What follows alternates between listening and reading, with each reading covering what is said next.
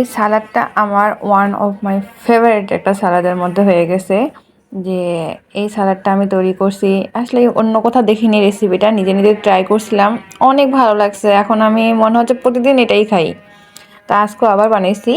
এটা হলো বড়ই, আর এগুলো দেখতে পাচ্ছেন এগুলো হলো তোমার ভুট্টো, একদম জ্বালা ভুট্টো, যে হাত দিয়ে টিপলে একদম দেখেন কতটা জ্বালা, একদম জ্বালা জ্বালা ভুট্টো।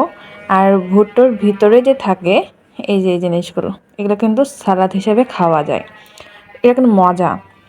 ঠিক আছে, আর এটা হলো চেরি টমেটো, কিন্তু চেরি ছোটো ছোটো টমেটোগুলো যে ছিল। আর একটু নিছি শসা, আর হলো কাঁচামরিচ, কাঁচামরিচ নিছি, আর একটা পেঁয়াজ কুচি করে দিয়েছি।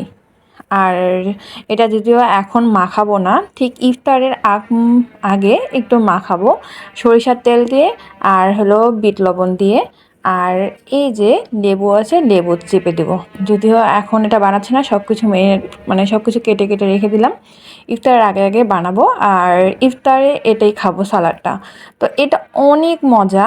আর যদি এর সাথে একটু মনে করেন ডিম সিদ্ধ করে দিয়ে দেওয়া যায়, এটা কিন্তু আরও বেশি ভালো হয়। আরও অনেক কিছু আপনারা দিতে পারেন, কিন্তু আমাকে এভাবে অনেক ভালো লেগেছে।